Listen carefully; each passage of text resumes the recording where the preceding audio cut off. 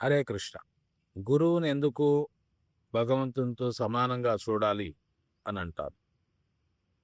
కృష్ణుని ద్వారా మనకు గురువు లభ్యమవుతాడు. మళ్ళీ గురువు ద్వారా మనకు కృష్ణుడు లభ్యమవుతాడు. అందుకని గురువు, ప్రామాణికమైన గురువు కృష్ణుని యొక్క పవిత్ర ప్రతినిధి.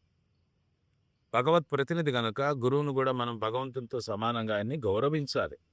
గురువు భగవంతుడు అనే గౌరవించం మనము. గురువు is as good as God అంటాం. Is not God, is servitor God. Worshipable God is Krishna and worshipper God is guru. ఆరాధ్య ఆరాధ్య ఆరాధ్యుడైనటువంటి వాడు కృష్ణుడు. ఆరాధించే దేవుడు వచ్చి గురువు.